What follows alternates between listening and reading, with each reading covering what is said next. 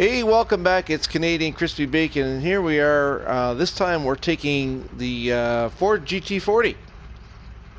This is a beautiful, beautiful machine. And for you movie buffs out there, nice headlights. I don't know if you recognize the horseshoes or not there in the back, but this car is Steve McQueen's car. This is cars from Le Mans. So we're going to take it around for a few laps. I'll show you the setup I have for it. I'm not running default right now. That's for sure. It's quite a machine to get a hold of, and I do have it on same class, and I'm running hard, the AI on hard.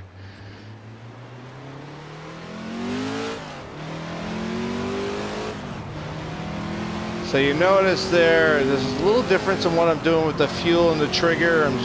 So as you guys know, whoever follows what I do here, I just started getting back into the controller again because, well, forcefully, because of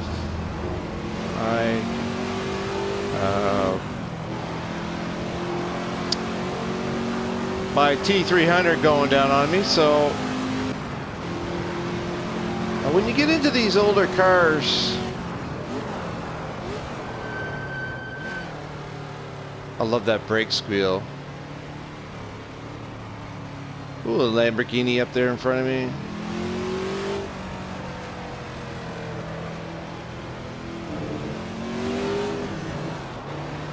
When you get into these older cars, you have to be careful with the throttle. For many reasons, but you have to kind of break the torque. Well, you don't have to, but it's a good idea to break the torque. See how it goes past red line? See that? That was just me staying into the throttle, not breaking the torque. So if you have damage on or something like that, that will end up hurting your motor. It could, over the length of a race, could end up taking you out of a race. So that's the difference. I'm actually not blipping the throttle, but I'm leaving the torque, or I'm taking the pressure off the throttle in between shifts. So I'm not throwing that red limiter or red line in there, because I do have it over the engine limiter off, I guess, or over there. It's 100%.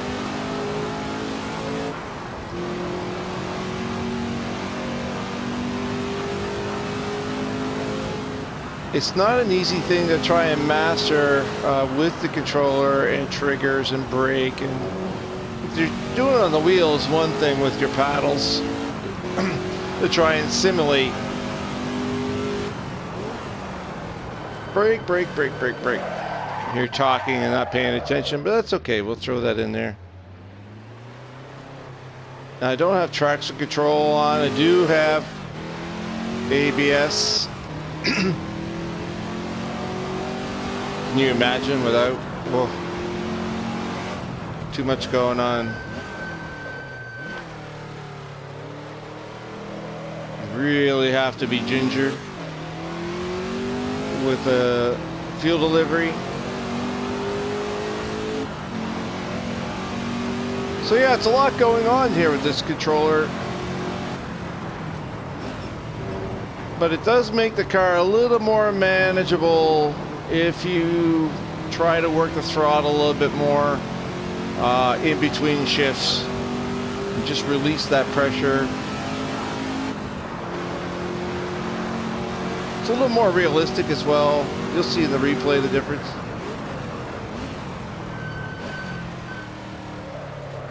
So I'm not here trying to break any lap records, that's for sure, but I am able to get this in when I'm not yakking away and chatting. Getting into the 245s. So it's not bad.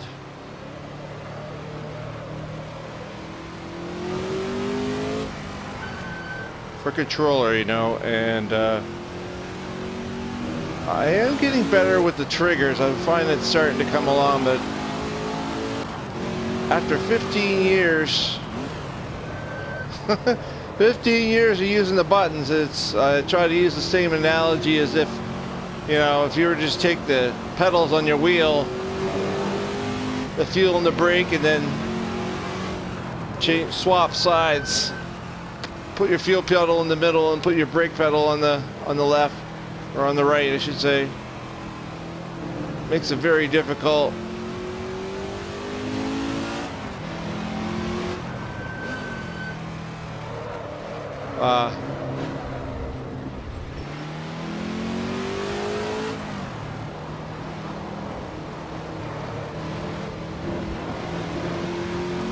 So at the best of times, it's not easy to narrate and drive at the same time. Usually my videos used to be like that, except if I was broadcasting.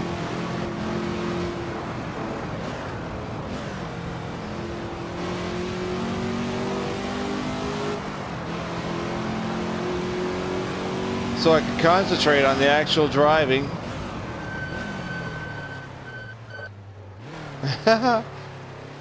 And put in a good lap, you know.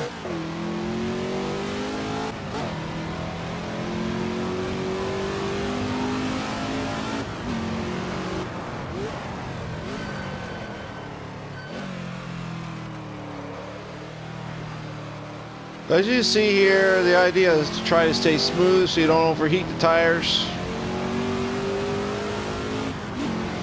There are faster laps out there, but when you watch those videos,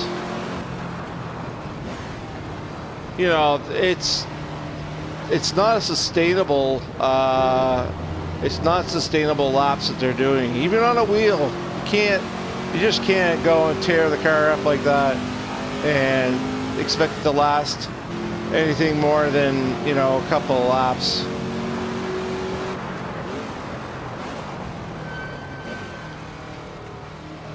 Now I did have to, just so you guys know, woo, so I'm talking, not got straight. I did have to mess around with the toe a bit on this one. See that? Also, if you don't break the torque in when you're shifting, it can really throw you around as well. See, it does that there, trying to demonstrate it. If I do it on a turn, it will just wipe me out.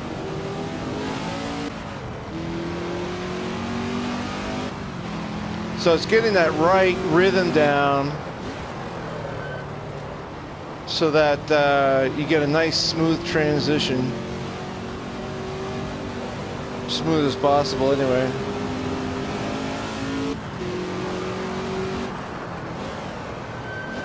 Now, I know there's a little bit talk about on the forums today about, and I just put a video up as well with the rough with regards to the wheel versus controller. In my humble opinion, I mean, and as I was saying I think earlier, is that it takes a lot more skill for a person on a controller to run these competitively now. Competitively and consistently. A lot more skill you have to acquire a controller uses versus a wheel user. I mean, a wheel user right out of the box, you know, 15-20 hours can be right up there.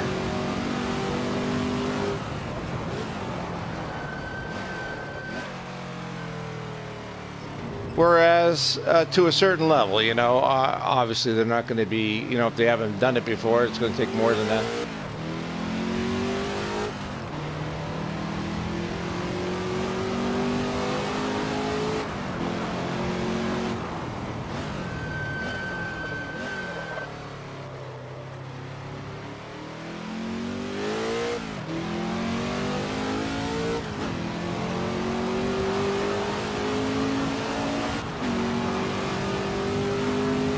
I really like this car. It's just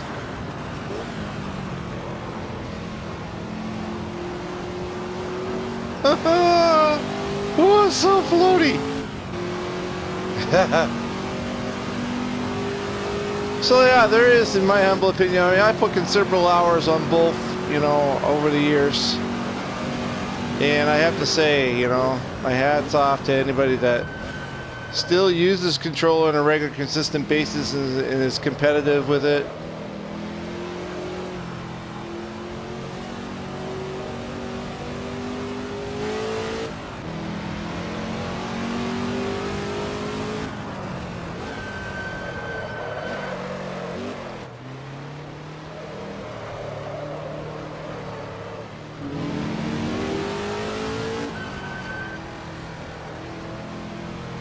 Like I said, I can get about a 245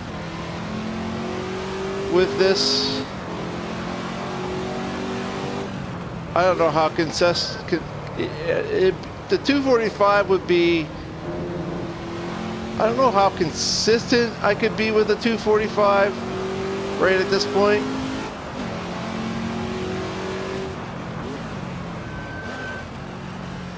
But it'd be a manageable time without burning the car to shreds.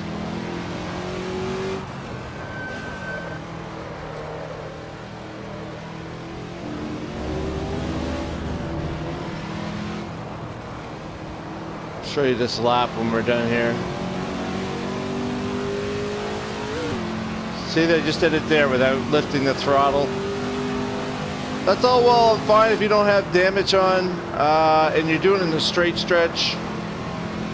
But without breaking the torque on the throttle, you're going to run into problems. You're going to damage your car, and it's going to spin you out.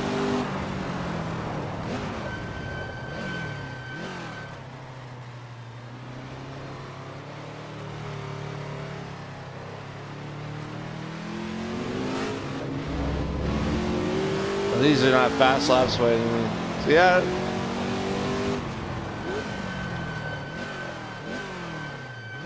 Coming down, I have the automatic blip off, so let's have a look at that. Replay there.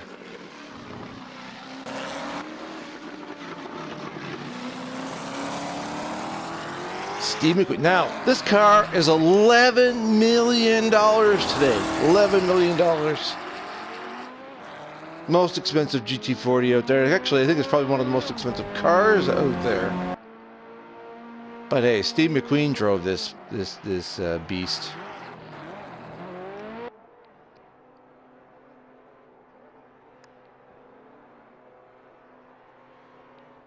Now I think there are people getting in, you know, busting the 140 ceiling with this. But like I said, you can do it. Obviously, especially with a wheel, I think it'd be easier, definitely easier with a wheel. You get the odd aliens guy on a controller could probably do it, but it just, I don't know what for. You know, people are wanting to get all these, and it's fun to do hot laps, don't get me wrong. You know, I'm the king of the hill, you know, I got the best lap. But really, what we're talking about here, if you're getting into any type of an endurance, 10, 12, or 10, 20, 30, 50 laps, there's no way you're doing those kind of time, lap after lap after lap. Not, you know, if you got tire wear on, if you got, you know, all this other stuff. Just, I mean, you chew the tires up very, very quickly, and not to mention the heat that you would throw in there would just be insane. And like I said, you get maybe a lap and you'd be done.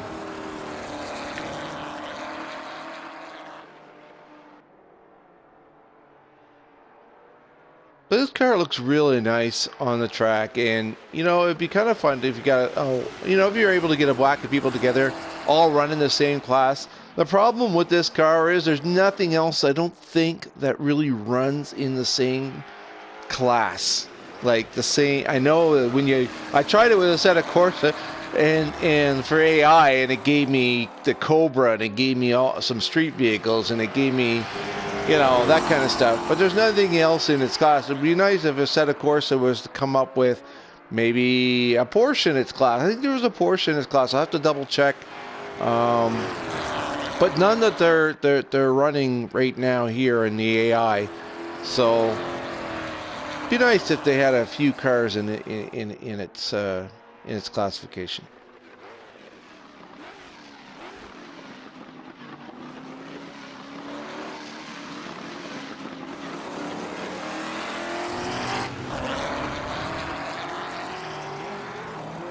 Now that's by no means my best lap. Now let's. I'll take you out of this, and I'll just show you quickly. Go to the pits here, and I'll show you my setup and what I'm running. You could definitely do some changes here. I brought down, as you can see, it was, I think default has it like a 222 or 243 miles an hour. Nah, bring it right down. Your final drive ratio. It's just awkward gearing for that. Getting into the suspension, you don't get a lot to play with here. So what I ended up doing is I lowered the tire pressure a couple of points. I didn't get too much more into this, but obviously, especially with Spa, you know, I'm running cold tires here, even at those settings. So these all need to be changed out, but they're relatively simple to do for each one. Now, also the camber, I brought a little bit more in the rear, and I think the front I pretty much left alone. I'm trying to think what the default was on it. A toe, I actually added some toe, took out in the front, or maybe added a bit. But as you can see here on my numbers here, here's the big changer right here. This is the big game changer for me. Was actually taking a little bit of the roll bar off. So it comes, I think, with 4. So I got it down to 2, and I don't know, maybe could even go to 1, but I never really went too much further than that so far. I played around a little bit with the dampers as well. I swapped these out. It used to be 3 and 2, and then 3 and 2, but I swapped those out. Give it a try and see what you think. It's definitely a work in progress. There's not a lot out there on this car. There's just not a lot out there on the car with the setup and stuff like that. So anyway, take it out. Tell me what you think. We're really interested to hear back from some controller users. Let's see what you guys think. Of course, the wheel drivers as well. Let me know your times and what if you made any changes. What were the changes? Definitely throw them down in the comment section if you have any questions on it. Please let me know. I have again, traction control was off. Of course, no stability control. That just goes without saying, in my humble opinion. And I do have the ABS on. I do have the ABS on. Manual shifting, of course, and driving from inside. So listen, Canadian Crispy Bacon signing off for today. You guys have a great day. Till the next video. Adios, amigos. Cheers.